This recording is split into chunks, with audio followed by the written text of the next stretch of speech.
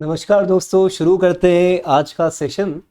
और आज का सेशन है एक्चुअली पार्ट 21 जो आपका टॉपिक है, जो कि इनोवेशन से रिलेटेड है, उसका पार्ट 2 है। और ये इसलिए इम्पॉर्टेंट है क्योंकि अगर यूपी में इनोवेशन की बात की जाए और नीति आयोग और सेंट्रल गवर्नमेंट की जो स्कीम्स है, अगर उनको लिंक ना किया जाए तो मज़ा कैसे आएगा।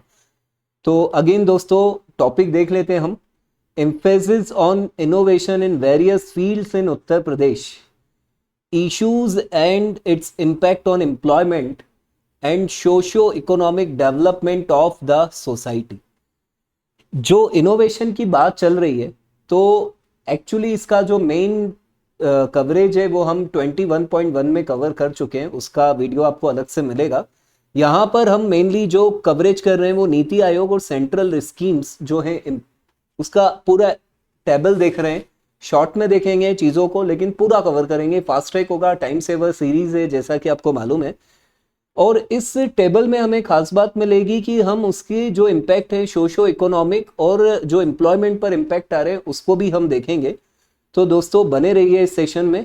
शुरू करते हैं। सबसे पहले इनिशिएटिव स्कीम जो है हमारी वो है अटल इनोवेशन मिशन। ये नीति आयोग का स्कीम है, ये आप सबको पहले से मालूम होगा। School level and grass roots innovation इसका मेन फोकस एरिया है। Role in UP, various Atal tinkering labs जो एटीएल से अप्रूव्ड इन यूपी स्कूल्स में, ये अप्रूवल इनको मिला है, चल भी रही है। इम्पैक्ट देखते हैं दोस्तों।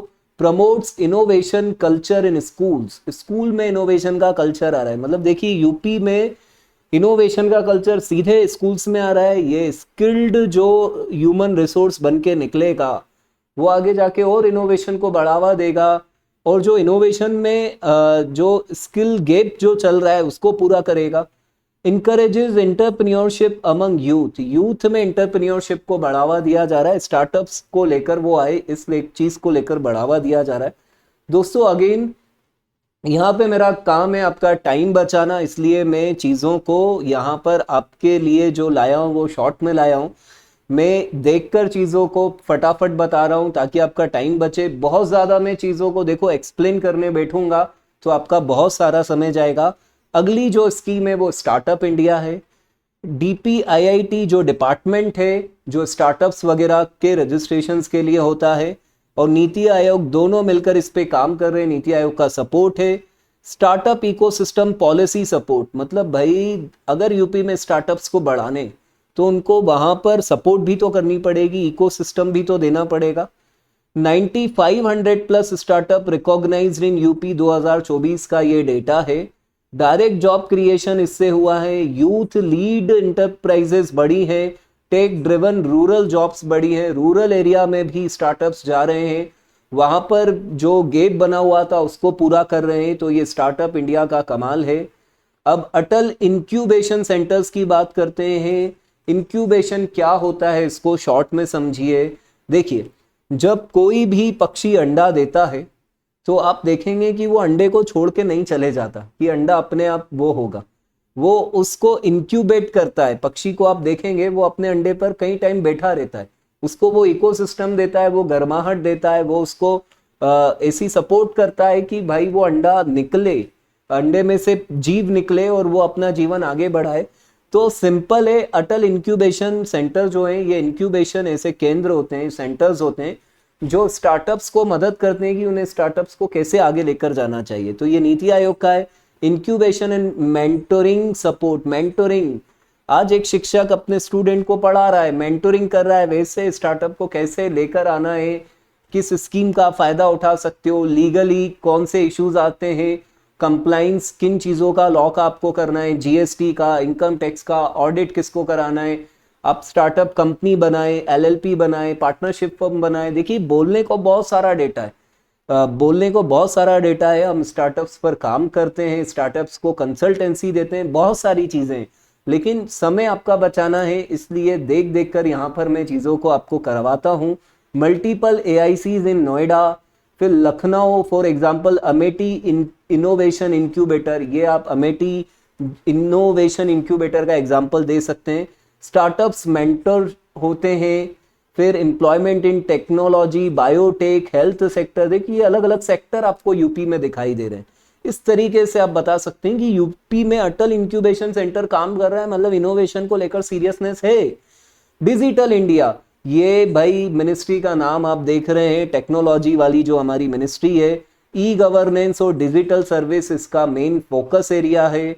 ई district services in all 75 UP district, मतलब भाई यूपी के 75 जो डिस्ट्रिक्ट हैं वहां पर ई डिस्ट्रिक्ट सर्विसेज चल रही हैं। डिजिटल इंडिया पूरी तरह काम कर रहा है। लोकल ई गवर्नेंस जॉब्स बढ़ रही हैं, बीपीओस का काम आ रहा है, डेटा एंट्री का काम आ रहा है, डिजिटल स्किल एम्प्लॉयमेंट आ रहा है, तो रूरल एरिया तक भी ये काम पहुंच रहा है। फिर आते हैं हम PM formalisation of micro food processing enterprises, PMFME, है ना।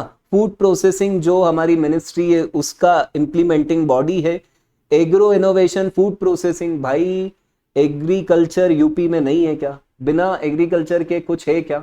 तो यूपी में एग्रीकल्चर का बहुत बड़ा पोर्शन, और उस पोर्शन के ऊपर ये स्कीम लगाकर इनोवेशन को बढ़ावा देना, इससे क्या फायदा हो रहा है? वन डिस्ट्रिक्ट वन प्रोडक्ट को फायदा मिल रहा है ना। Convergence with food tech innovation, food technology में इनोवेशन आएगा तो एग्रीकल्चर के रॉ मटेरियल को सीधे यूज करके प्रोसेस करेंगे तो मजा ही मजा होगा।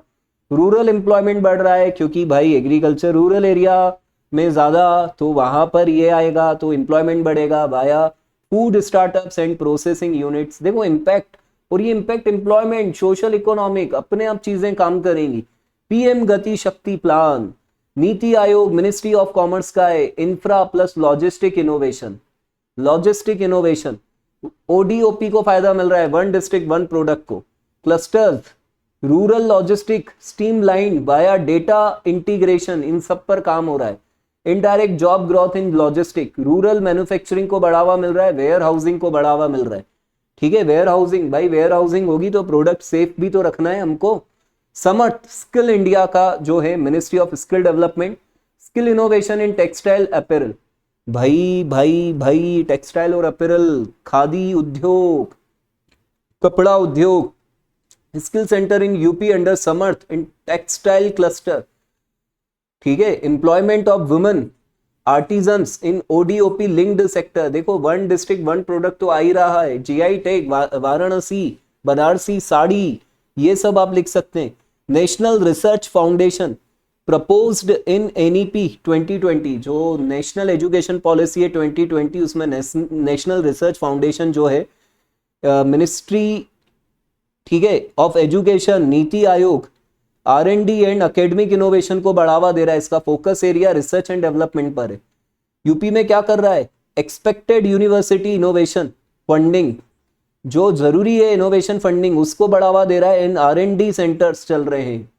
Will boost innovation lead academic projects, local employment को बढ़ावा देगा और इनोवेशन लीड एकेडमिक प्रोजेक्ट को बढ़ाएगा। डिजिटल हेल्थ मिशन, ठीक है, मिनिस्ट्री ऑफ हेल्थ है, फैमिली वेलफेयर है, नीति आयोग का है। हेल्थ इनोवेशन, ई रिकॉर्ड, ई रिकॉर्ड पे काम करेगा, रिकॉर्ड इलेक्ट्रॉनिक होंगे तो देखो डेटा एंट्री फीडर चाहिए पड़ेगा तो एम्प्लॉयमेंट बढ़ेगा। हेल्थ इनोवेशन है तो भाई सोशो इकोनॉमिक चीजें वो होंगी, इंपैक्ट होंगी। Employment for health technician, worker, telemedicine operator, ये सब चाहिए पड़ेंगे। वन डिस्ट्रिक्ट वन प्रोडक्ट जो आखिरी में वापस रिपीट हो रहा है। UP government plus support from DPIT, ये जो डिपार्टमेंट है भाई ये स्टार्टअप्स के लिए है, और नीति आयोग तो हमारा है ही। Local innovation in traditional products, भाई आर्टिजन्स को बढ़ावा मिल रहा है क्योंकि आप यूपी का कल्चर देखोगे बहुत रिच है।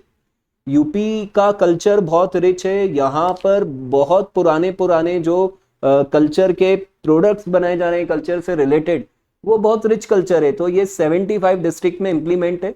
बूस्टेड रूरल एम्प्लॉयमेंट को बढ़ावा दे रहा है, रिवाइव्ड क्राफ्ट को रिवाइव कर रहा है, तो ये एक सोशल वो हो गया इम्पैक्ट। और एनहांस एक्सपोर्ट्स, तो इकोनॉमिकल हो गया भाई, एक्सपोर्ट्स बढ़ेंगे तो भाई विदेशों में ये चीजें बहुत जाती हैं, ठीक है, पक्का। तो ये सारी चीजें थी जो हमने शॉर्ट में देखी है। स्कीम्स के नाम है, यूपी इनसे अछूता नहीं है, बाकी हम मेन सेशन में इसको कवर कर चुके हैं। तो दोस्तों यही हमारा पर्पस है, आपको एक ऐसा प्लेटफॉर्म देना जिसमें मैक्सिमम चीज़ों को कम टाइम में कवर किया जाए, और किस तरीके से इनको यूज़ करना है वो राइटिंग प्रैक्टिस पर, क्योंकि समय की कमी है अभी, तो हम यहाँ पर कॉन्सेप्ट पर जा रहे हैं, जहाँ जहाँ ज़रूरी होता है वहाँ क्वेश्चन फॉर्मेट में भी आते हैं। तो अभी इतना ही, इसमें आगे और देखेंगे और कई तरह के अलग अलग एंगल से चीज़ों को लेकर आएंगे आपके लिए। चलिए दोस्तों।